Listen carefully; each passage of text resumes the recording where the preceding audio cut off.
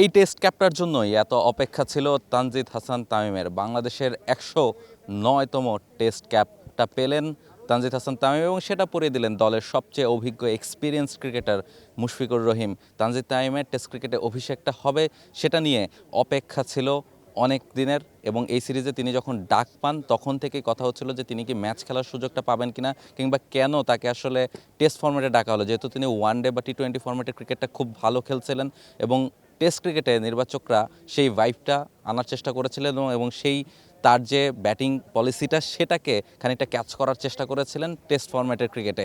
এবং টেস্ট ফরম্যাটের ক্রিকেটে তিনি ওপেন করতে নামবেন, নেমে একটা ভালো স্টার্ট দেবেন, অ্যাটাকিং অ্যাপ্রোচে ব্যাটিংটা করবেন, দ্রুত কিছু রান তুলবেন, বলটাকে পূরণও করবেন এবং ম্যাচের শুরু থেকেই অপোনেন্টকে খানিকটা প্রেশার রাখবেন।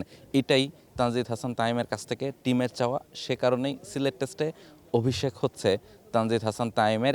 সব মশার বিরুদ্ধে সুরক্ষা দিতে এলো বসুন্ধরা এক্সট্রিম অ্যারোসল, মশার বিরুদ্ধে এক্সট্রিম সুরক্ষা। এর আগে সাদমান ইসলাম মিরপুর টেস্টটা খেলেছিলেন, তিনি ইনজুরির কারণে ছিটকে গেছেন এবং সেটাও একটা সুযোগ হয়ে এসেছে তানজিদ হাসান তামিমের জন্য। ফলে তানজিদ এই সিলেট টেস্ট থেকেই তার টেস্ট ক্রিকেটের জার্নিটা শুরু হচ্ছে। ওয়ানডে বা টি-20 ফরম্যাটে অলরেডি তিনি নিজেকে প্রুফ করেছেন, তার ব্যাটিংয়ের স্টাইল, তার স্ট্রাইক রেট সব মিলিয়ে টেস্ট ক্রিকেটেও নিশ্চয়ই সেই কাজটাই করতে চাইবেন তানজিদ হাসান তামিম। সিলেট থেকে রাহুল রায়, টি স্পোর্টস।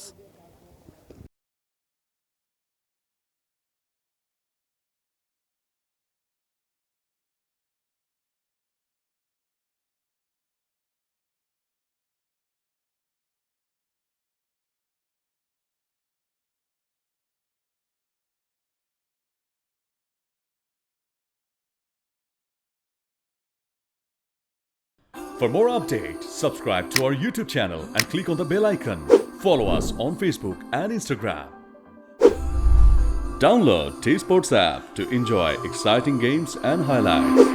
Visit tsports.com.